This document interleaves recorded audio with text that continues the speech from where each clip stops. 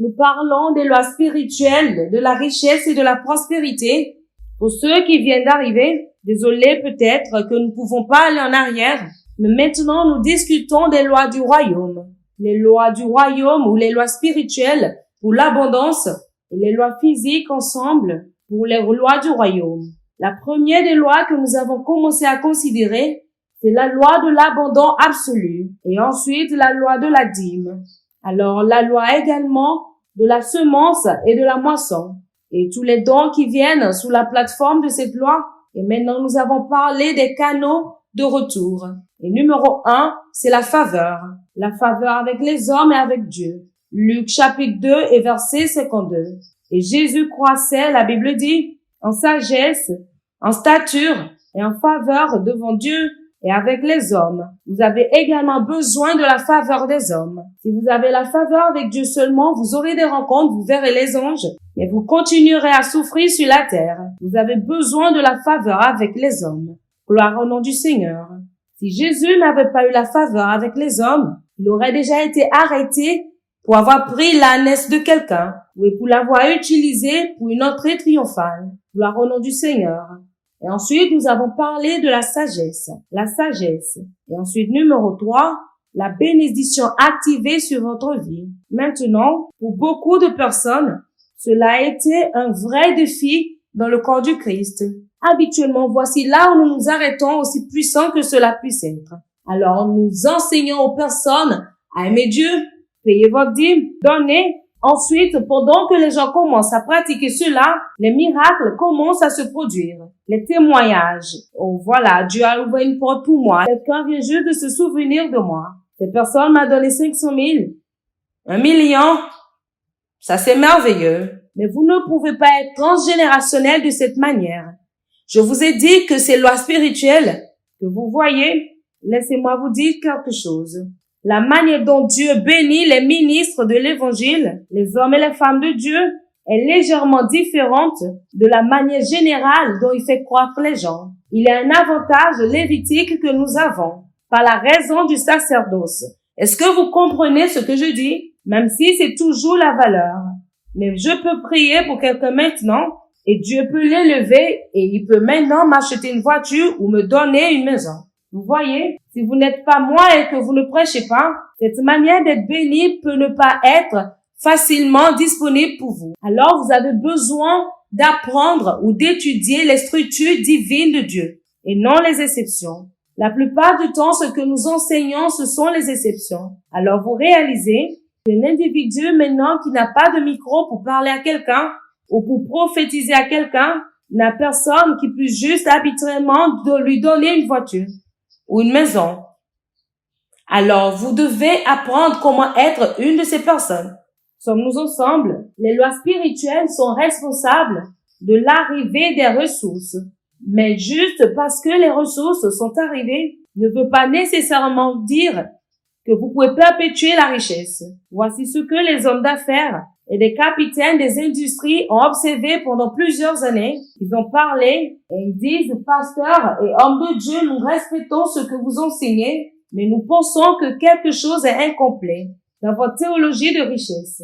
Aussi bien que vous avez parlé de la soumission ou de l'abandon total, vous avez parlé de la dîme, vous avez parlé du don, simplement donner et simplement dîmer ne rendront pas riches des personnes de manière transgénérationnelle. Spirituellement, la grâce sera là, mais dans la réalité et dans l'expérience, vous pourrez ne pas avoir cela. Alors nous remercions Dieu pour une plateforme comme celle-ci qui crée l'équilibre. Alors ce que vous êtes sur le point d'apprendre, ce sont des principes qui sont consistants avec les Écritures. Mais j'aimerais que vous ouvrez votre cœur pour les apprendre. Parce que, en addition à ce que vous avez appris, il n'y a personne qui vous enseignera de manière complète les manières ou les voies de recevoir ou d'être riche dans le royaume. Et ignorer cette vérité. Ce ne sont pas des opinions, mais ce sont des préceptes. Ce ne sont pas plusieurs manières, mais ce sont les voies, les manières. Alléluia. Est-ce que nous sommes bénis? Alors, voyons maintenant les lois naturelles de la richesse et de l'abondance. Je ne sais pas combien d'entre elles nous pouvons couvrir, mais espérons que nous pourrons toucher une ou deux. et ensuite prier. Et le jour où le Seigneur nous accorde une autre opportunité, je suis sûr que le Seigneur m'utilisera ou un autre de ses serviteurs et nous accorder la grâce. Alléluia. Les lois naturelles. Naturelles, cela ne veut pas dire que ces lois n'ont pas la puissance de Dieu. Cela veut dire que ce sont des lois qui sont applicables à tout le monde. Les lois spirituelles nous donnent une couverture et un privilège parce que nous sommes en Christ. Mais ces lois naturelles, ce sont des principes que toute personne peut appliquer. Vous voyez les choses à propos des lois de Dieu, les lois naturelles de manière spéciale, c'est que vous n'avez pas besoin de croire en Dieu pour que cela fonctionne pour vous. Il y a une dimension de la puissance de Dieu qui est déjà investie en ces lois. Même si un braqueur cultive, il aura la moisson. Sommes-nous ensemble parce qu'une loi a déjà été investie dans la terre, que la terre doit produire. Alors je prie que Dieu nous accorde la grâce. La première loi, et voilà l'une des plus puissantes, l'une des plus puissantes lois naturelles, dont on vous enseignera sur la richesse et sur l'abondance. C'est la loi de la pensée. C'est la loi de la pensée ou de la mentalité. La loi de la pensée. Voici une loi fondamentale financière. Rappelez-vous que je vous ai déjà dit que des années auparavant, dans ma quête pour connaître ou apprendre concernant les finances, je suis tombée sur des livres et j'ai étudié la première liste des 100 milliardaires un à un, tous ces milliardaires. Vous voyez, la plupart du temps, les gens pensent que les hommes de Dieu ne connaissent rien à propos de l'argent, que tout ce que nous faisons, c'est de jeûner et de prier. Nous sommes des personnes très sérieuses. Et également parce que je ne voudrais pas être pauvre. Nous sommes d'accord que la pauvreté est une mauvaise chose. Ne croyez pas en la pauvreté, ne l'acceptez pas. Que ce soit pour vous ou pour vos enfants. Il n'y a pas de bénédiction en cela. Croyez-moi, j'ai le privilège d'étudier les matériels des personnes très réussites dans la quête de la compréhension, et à chaque fois que je les vois parler de la mentalité pour avoir la richesse, je pensais que ces personnes trompaient seulement les gens. J'avais l'habitude d'être triste parce que je pensais qu'ils me diraient « Voilà, quel genre d'affaires tu fais, quel travail tu as. S'il vous plaît, allez droit au but, c'est ce que je dis. Je n'ai pas le temps là, mais pendant ce temps, vous écrivez 200 et quelques pages de livres et vous parlez de comment penser. Qu'est-ce que cela veut dire? Mais je ne savais pas ce que je connais actuellement. Et je rends grâce à Dieu que maintenant même, je connais ces choses. Et je prie que pendant que je partage avec vous ces vérités, que Dieu vous accorde la grâce pour vraiment comprendre. La pensée ou la mentalité est une puissante force, un puissant miracle. C'est un puissant miracle que Dieu a donné à l'homme. Vous ne pouvez pas être riche de manière soutenue si vous ne possédez pas les prérequis de système de croyance. S'il vous plaît, écoutez. Il y a des courants de pensée qui conduisent à la richesse. Il y a des courants de pensée, de croyance également pour la pauvreté. La Bible dit, voici les signes qui accompagneront ceux qui auront cru. Alors toute personne qui croit et ce en quoi vous croyez attirera des choses physiques, que ce soit les troubles, les ennuis, les tragédies, l'échec, quelque chose concernant votre système de croyance les attire. Si vous êtes fatigué de ces choses, vous ne les chassez pas. Ces choses demeureront aussi longtemps que votre système de croyance est là. Ce que vous faites, c'est de changer ce système, ces manières de penser. Et ensuite, ces choses partiront avec ce système de croyance. Maintenant, il y a beaucoup de systèmes de croyance mauvais. La Bible dit qu'il est comme les pensées de son âme. Vous êtes déjà comme ça. Vos pensées de manière littérale, vos pensées, vos manières ou vos croyances créent vos possibilités et créent vos réalités. Ça, c'est la parole de Dieu, ce n'est pas la science. La Bible dit que cette pensée soit en vous. Jésus n'a pas seulement porté un esprit en bonne santé. Il a aussi porté un système de croyance. Il a également porté un système de croyance en bonne santé. Il y avait un système de croyance qui pouvait produire des signes et des merveilles. Il a également amené à bâtir quelque chose et à conquérir tout le monde entier en 3 ans et demi. Il dit, permettez que ce courant de pensée ou cette mentalité ou cette pensée soit en vous, qui était également en Christ Jésus. Alléluia. L'une des missions les plus dures du Saint-Esprit, si je peux utiliser cette expression, dans la vie de croyant, c'est de vous convaincre de laisser votre manière de penser actuelle et adopter une plus supérieure. Vous voyez, parce que nous avons bâti un système de confort autour de notre pensée actuelle. Et à chaque fois que les défis viennent pour transiter, cela devient inconfortable. Alors le Saint-Esprit doit continuer à nous aider à travers la parole pour nous engager dans de transformations stratégiques. Pas seulement connaître l'information qui est supérieure et qui soutient l'habileté pour changer notre vie.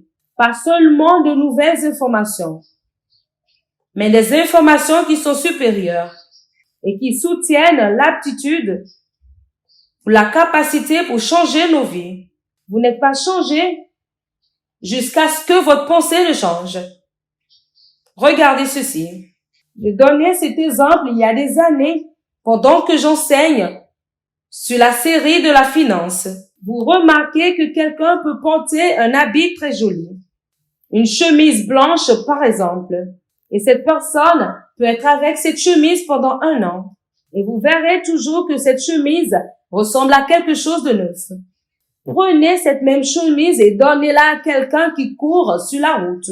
En 2 semaines, la mentalité de cette personne commencera à parler sur cette chemise. La même chemise que quelqu'un a portée. Beaucoup de fois, nous nous plaignons et nous disons que chef reçoit 1 million par mois et ne fait rien et que cette personne est sous climatisation. Et ensuite, nous nous plaignons qu'il y a un gardien, un agent de sécurité à la porte sous le soleil et qui reçoit 30 000, que c'est injuste. Voici ma proposition. S'il vous plaît, échangez-les. Prenez le chef, le patron et amenez-le au portail. Et prenez le gardien et envoyez-le dans le bureau. Laissez-moi vous décrire ce qui se produira. La première chose que le gardien ferait, c'est de voler. Aussitôt qu'il atterrit là-bas, il sait qu'il ne sera pas là-bas pour longtemps. Il est déjà au courant. Alors la première chose qu'il fera, c'est de ne pas porter valeur sur le dossier, parce que l'information ne lui est pas nécessaire. Il n'ouvrira jamais l'ordinateur, ou même il pensera à vendre l'ordinateur. Il n'ouvrira même pas l'ordinateur pour voir ce qui est dedans. Il cherchera rapidement s'il y a de l'argent liquide quelque part. Sommes-nous ensemble? Il ne prendra même pas les contacts ou les numéros de téléphone. Cela ne lui dit absolument rien. Il voudrait vendre le téléphone et toute personne à qui il vend ce téléphone peut effacer les contacts. Parce que pour lui, le téléphone est plus riche que les contacts. Est-ce que vous voyez maintenant?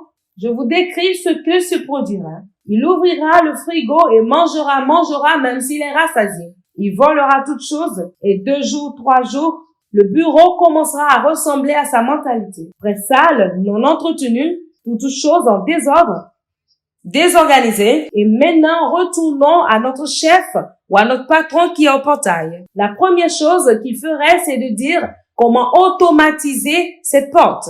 Parce qu'il ne peut pas continuer à pousser cette porte comme cela. Il s'assiera et la première chose à la porte. Et son caractère et sa courtoisie feront que les personnes n'iront plus au bureau. Ces personnes commenceront à s'arrêter à la porte parce que le problème sera résolu là. Alors, cette personne qui perçoit le million n'était pas le chef ou le PDG. C'était la mentalité. L'homme qui percevait les 30 000 n'était pas le gardien, l'agent de sécurité. C'était la mentalité. Prétendons que ce jeune homme est un braqueur. Au moment où vous voyez celui-ci en train de voler et que vous tirez sur lui, ce n'est pas un braqueur qui est par terre.